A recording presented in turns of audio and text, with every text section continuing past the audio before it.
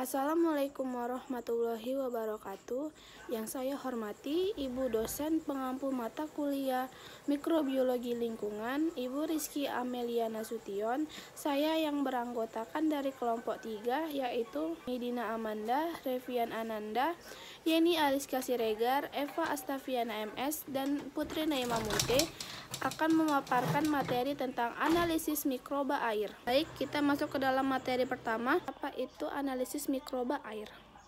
Analisis mikroba air adalah proses untuk memeriksa keberadaan dan jumlah mikroorganisme dalam sampel air. Ini dilakukan untuk menentukan apakah air tersebut aman untuk digunakan atau untuk dikonsumsi, serta untuk menentukan kualitas air dalam jangka waktu yang tertentu. Tujuan utama dari analisis mikroba air adalah untuk memastikan bahwa air tidak terkontaminasi oleh mikroorganisme patogen atau penyebab penyakit yang dapat membahayakan kesehatan manusia. Selanjutnya kita akan membahas topik utama dalam pembahasan analisis mikroba air. Yang pertama itu kita akan membahas tentang jenis dan jumlah mikroba. Yang kedua, sumber mikroba. Yang ketiga, metode pengambilan sampel dan pengujian mikroba. Yang keempat itu ada standar kualitas air. Dan yang kelima itu upaya untuk mengendalikan mikroba. Materi yang pertama yaitu jenis dan jumlah mikroba yang ada di dalam air.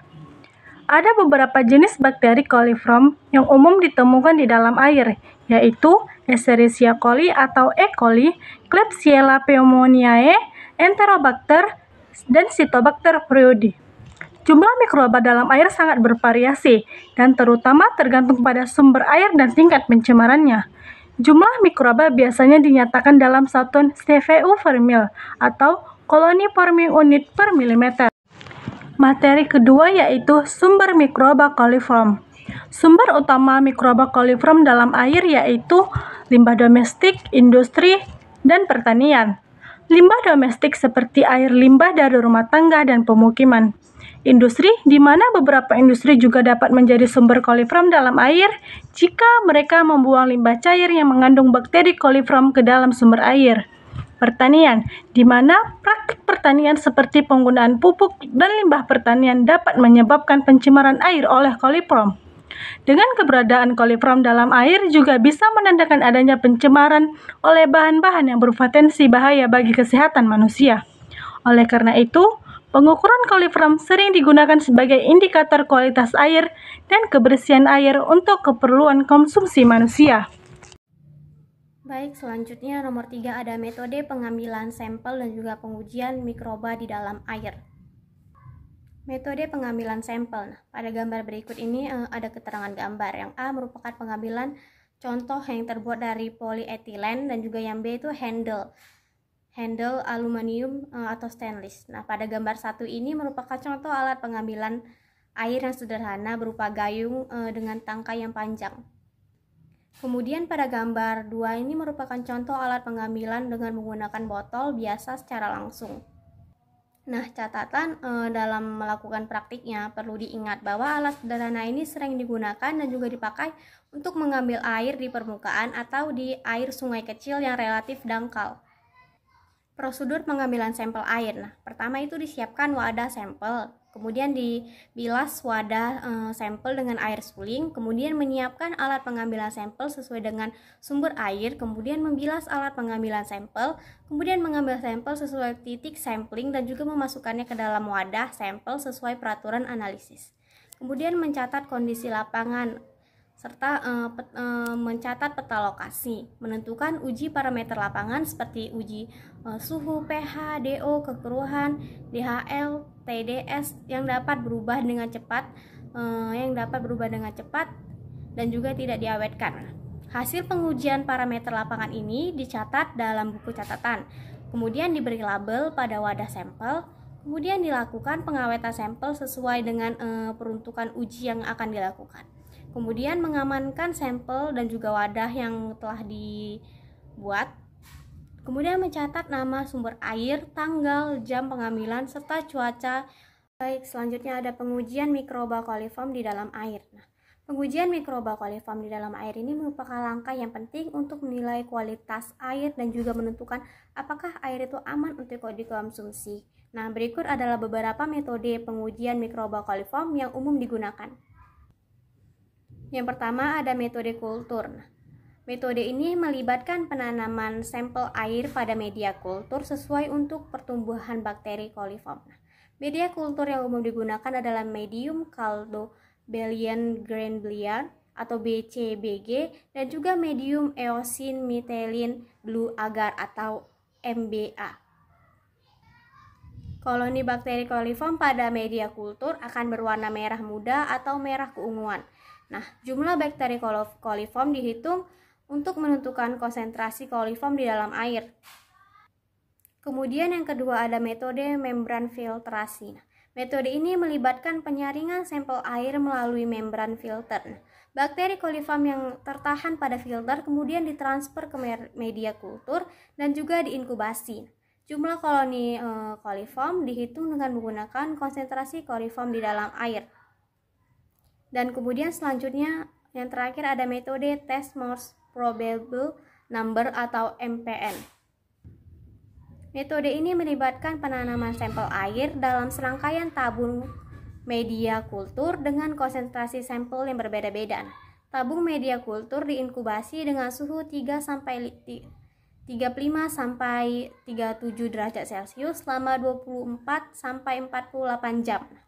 Pertumbuhan bakteri coliform pada tabung media kultur diamati. MPN coliform dihitung berdasarkan jumlah tabung dengan pertumbuhan coliform. Pengamatan pada sampel ini yang positif dapat dilihat dengan mengamati adanya kekeruhan dan juga gelembung gas yang terdapat di dalam tabung durham. Standar kualitas air terkait dengan mikroba coliform biasanya mengacu pada parameter-parameter tertentu yang digunakan untuk menilai keamanan air minum dan kelayakan lingkungan. Nah, coliform adalah sekelompok bakteri yang hadir di lingkungan dan keberadaannya dapat menjadi indikator pencemaran air oleh bahan-bahan organik atau tinja. Nah, salah satu standar yang umum digunakan adalah batas konsentrasi coliform dalam air minum. Organisasi Kesehatan seperti WHO menetapkan bahwa air minum harus memiliki konsentrasi coliform tidak lebih dari 0 CFU atau colony forming unit per 100 ml air. CFU merupakan satuan yang digunakan untuk mengukur jumlah mikroorganisme yang bisa tumbuh dalam kondisi tertentu. Nah, selain itu, standar kualitas air juga dapat mencakup parameter lain yang terkait dengan keberadaan coliform seperti total coliform count atau TCC dan most probable number atau MPN coliform yang mengukur jumlah coliform secara keseluruhan dalam sampel air. Hal ini membantu menilai tingkat kontaminasi mikroba dalam air. Nah, penting untuk dicatat bahwa standar air minum bisa berbeda-beda antara negara atau wilayah, tergantung pada regulasi dan kebutuhan lokal. Tapi secara umum standar tersebut dirancang untuk melindungi kesehatan masyarakat dan risiko penyakit yang disebabkan oleh kontaminasi mikroba dalam air minum dan lingkungan. Nah, baku mutu air minum yaitu Peraturan Menteri Kesehatan RI Nomor 416 Tahun 1990 tentang kualitas air minum menetapkan bahwa baku mutu untuk total coliform dalam air minum yang maksimal yaitu 0 sampai 100 ml. Coliform merupakan indikator adanya pencemaran tinja di dalam air. Standar bersih yang diizinkan adalah untuk air perpipaan adalah 10 sampai 100 ml, sedangkan bukan perpipaan yaitu 50 sampai 100 ml. Yang kelima adalah upaya untuk mengendalikan mikroba di dalam air terbagi menjadi desinfeksi dan juga filtrasi. Desinfeksi adalah proses dengan cara membunuh dan menonaktifkan mikroba di dalam air terbagi menjadi 3 yaitu klorinasi, ozonasi, dan penyaringan ultraviolet atau UV. Klorinasi yaitu dengan cara membunuh mikroba dengan menggunakan desinfektan yang paling umum digunakan karena efektif dan juga murah. Yang kedua, ozonasi yaitu membunuh mikroba dengan menggunakan ozon jauh lebih efektif dibandingkan dengan menggunakan klorin, seperti membunuh virus dan juga kista. Yang ketiga itu sinar UV. Sinar UV atau ultraviolet tidak membunuh mikroba secara langsung, tetapi merusak DNA mereka sehingga tidak dapat bereproduksi. Kemudian filtrasi. Filtrasi adalah proses menyingkirkan mikroba dari air dengan cara menyaringnya melalui media filter.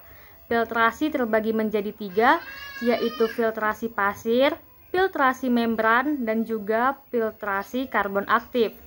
Filter pasir bertindak dengan cara dijadikan sebagai saringan untuk menangkap mikroba, sedangkan filter membran itu dengan menggunakan pori-pori kecil untuk menyaring mikroba dan partikel lainnya dari air.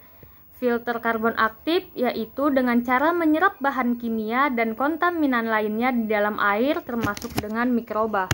Baik, sekian video penjelasan dari kelompok kami. Jika ada yang salah, kami mohon maaf. Wabillahi taufiq walhidayah. Wassalamualaikum warahmatullahi wabarakatuh.